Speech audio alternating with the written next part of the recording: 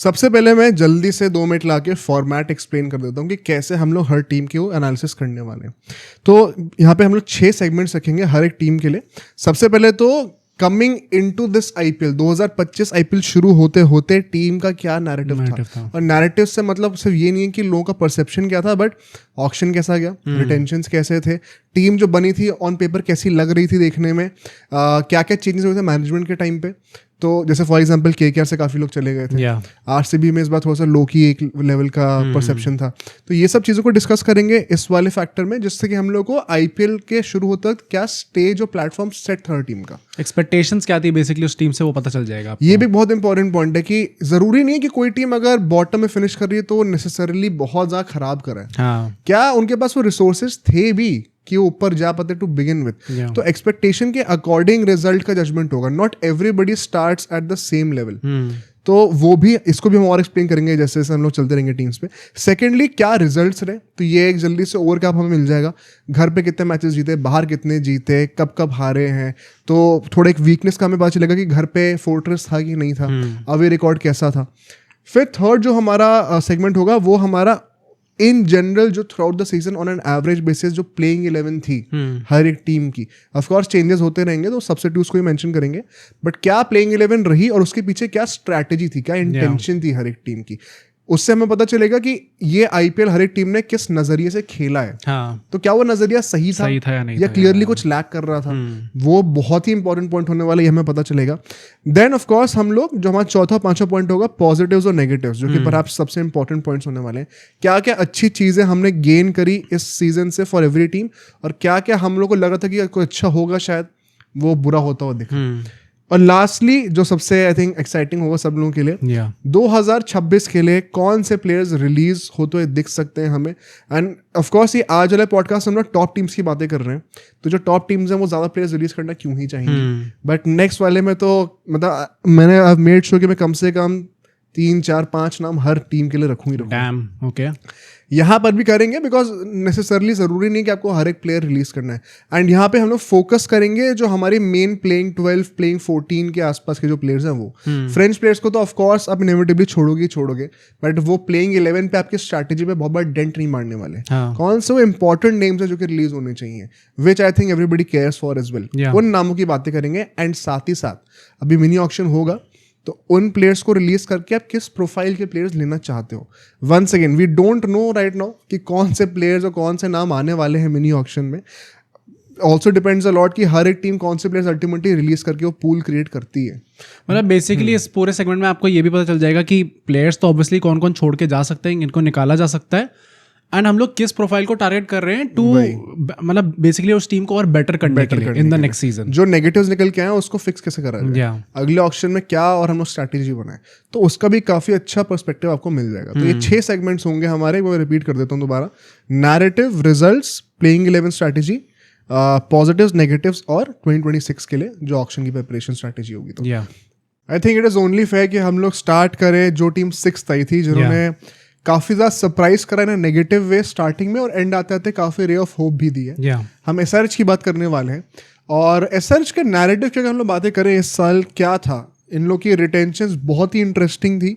इन लोगों ने full focus दिया था अपने स्टार प्लेयर्स को रिटेन करने का at all cost, because KKR और एसआरएच 2 ऐसी टीम थी जो कि लास्ट ईयर बाय फार बाकी 8 टीम से बहुत आगे लग रही थी। एंड इन दोनों टीम्स की जॉब भी होने वाली थी कि आप अपने मैक्सिमम कोर रिटेन कर सको, जितना पॉसिबल उतना करके दिखाओ। उसके चलते हुए मुझे लगता है कहीं ना कहीं did a fairly good job. Klaasen को एक बहुत बड़ा कॉल दिया था 20 करोड़ प्लस देने का, I think it was totally justified as well. Also got lucky Abhishek Sharma, Nitish Kumar Reddy, relatively Abhishek Sharma तो क्या ही, बट नीतीश कुमार रेड्डी आपको एज एन अनकैप्ड प्लेयर मिल गए थे उस टाइम पे। एंड अनकैप्ड प्लेयर वैसे मिले थे कि नहीं मिले थे उस टाइम? नीतीश कुमार रेड्डी मिल गए थे ना, जस्ट डेब्यू शायद होने वाला था, या फिर शायद 5-6 करोड़ में हुआ था कुछ। करेक्ट कर देना भाई, थोड़ी मेमोरी वीक हुई उस मामले में। बट मेन पॉइंट ये था कि जब हम ऑक्शन में आते हैं, ऐसा लग रहा था कहीं ना कहीं इनकी स्ट्रैटेजी थी कि जो इनका लास्ट ईयर का एक अप्रोच था कि हमें 300 वाला इंटेंट रखना है, उस पर और ज्यादा डबल डाउन करा जा रहा है by adding more match winners with the bat. Ishan Kishan का इस टीम में एक्चुअली में कोई बंदा एंटिसिपेट करता नहीं खरीदा जाना, लेकिन नंबर 3 पे उनको लाया गया। वो एक होली ट्रिनिटी ऑफ सॉर्ट्स इनकी बन चुकी थी। पहले मैच के बाद तो लग रहा था क्या हाइप होने वाली है, 300 मारेंगे, सबको पता था भाई, सबको लग रहा था ये। And even to their credit इन लोगों ने बॉलिंग में भी काफी सारे मैच विनर्स ऐड करके दिए थे। स्पिन डिपार्टमेंट पहले से बेटर लग रहा था, एडम जैम्पा, राहुल चेहर जैसे लोग आ चुके थे। जीशान तो डिस्कवर भी नहीं हुए थे तब, हर्ष दुबे डिस्कवर नहीं हुए थे। पेसर्स में भी they had more wicket takers, Shami आ गए थे, हर्षल पटेल आ गए थे, just to add more support to Pat Cummins, Unadkat थे साथ में।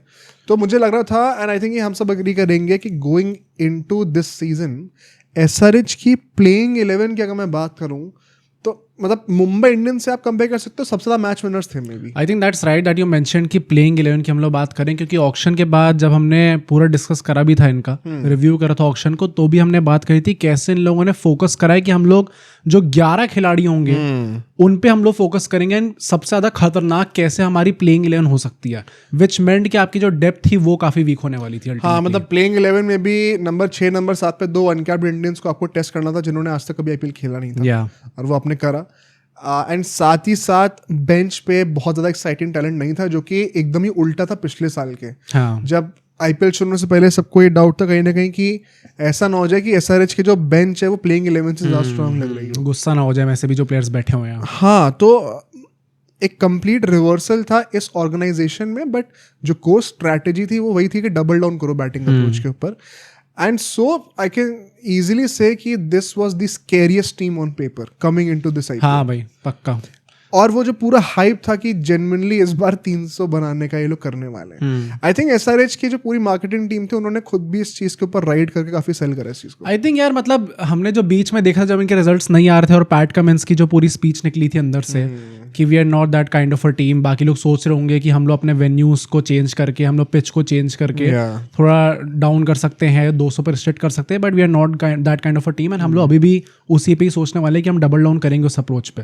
तो आई थिंक मार्केटिंग टीम तो थी ही, बट मार्केटिंग टीम भी इसलिए करी थी क्योंकि प्लेयर्स, आपके कप्तान, मैनेजमेंट सब इस मतलब they were on the same boat इस पूरी चीज को लेके कि हम लोगों को वैसी ही टीम बनना है, हम लोग खतरनाक क्रिकेट खेलना है। हाँ, मतलब इंटेंशन पूरे पक्के थे कि 300 इस बार पार करना है, और पहले मैच के बाद लग रहा था कि इस साल होगा भी होगा। तो विद दैट नैरेटिव ऐसा लग रहा था कि एसआरएच का जितनी प्रेडिक्शंस लोग कर रहे थे, सब लोग कहते कि प्लेऑफ्स तो आई ही ना, फाइनल्स भी मोस्ट लाइकली आ सकते हैं, परहैप्स जीतेंगे। मैंने तो पक्का सोचा था यार, मैंने अपने प्रेडिक्शन वीडियो में बोला भी था कि प्लेऑफ्स तो मेरे लिए फॉर श्योर आ रही है। मुझे भी लगा था, मतलब I think none of us anticipated कि इतना बुरी तरीके से फॉल्टर करेंगे ये लोग।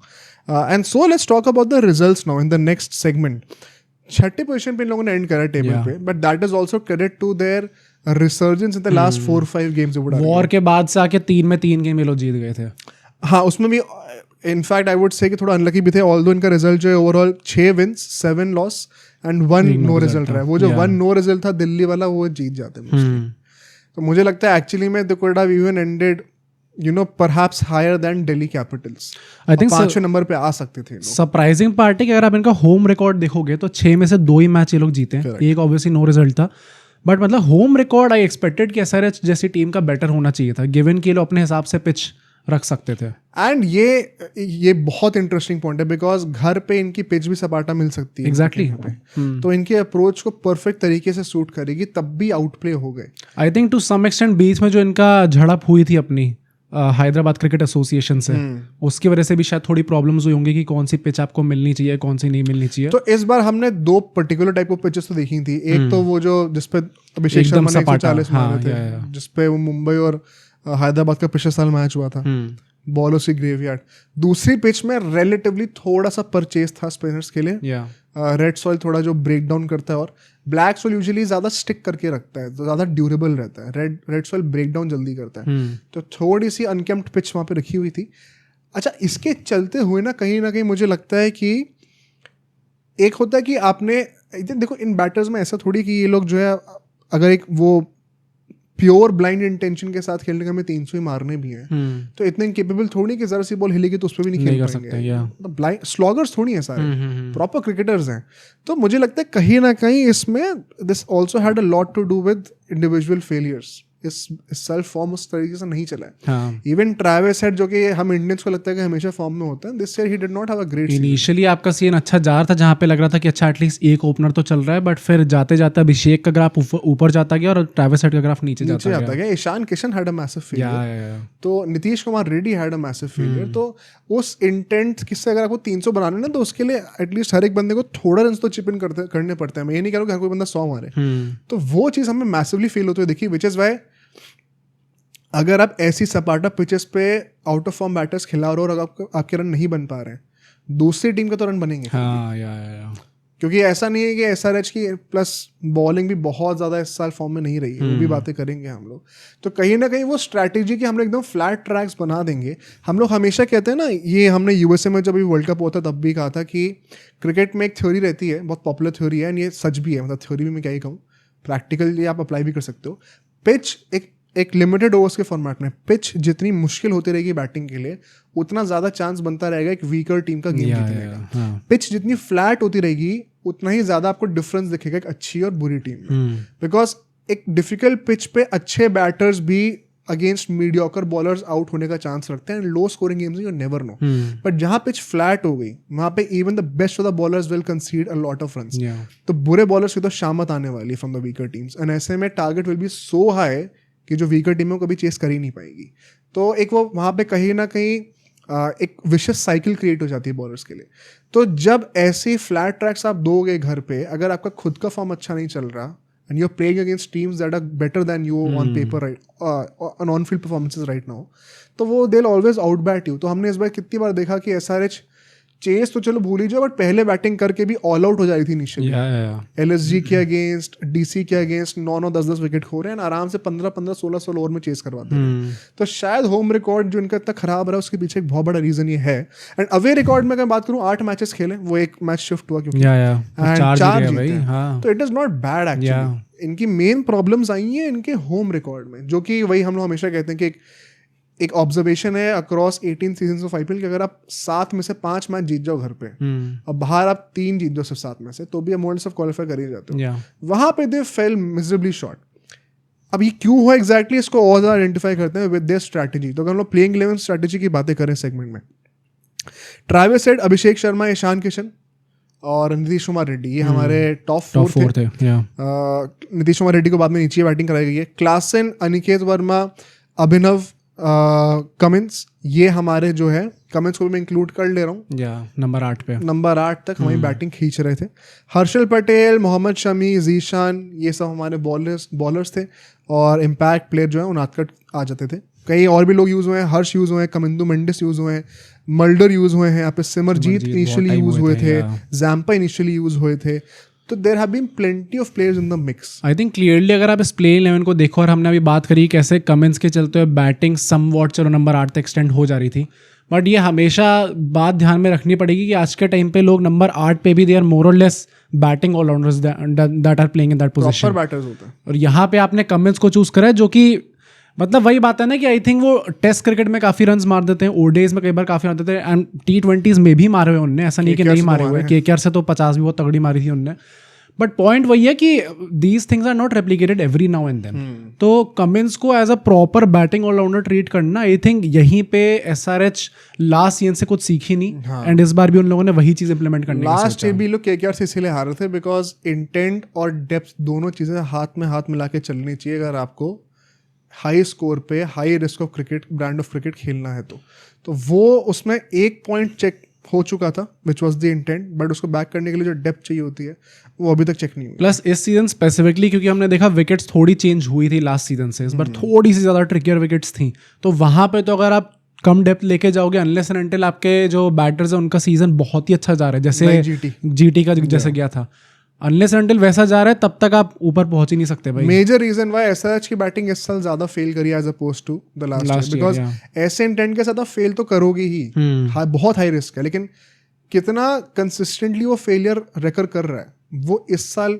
उसके रेट बहुत ज़्यादा हाई था. प्लस हमने वैसे भी देखा था लास्ट सीजन कैसे इस पूरी लाइनअप में अगर आप देखो तो बॉलिंग ऑप्शंस इस बार भी थे। वही बात है कि उन लोगों का फॉर्म कुछ खास अच्छा नहीं चल रहा था। अगर फॉर्म अच्छा नहीं चल रहा था तो यू रिलाई ऑन ऑलराउंडर्स जो कि आपकी टीम के अंदर होते हैं।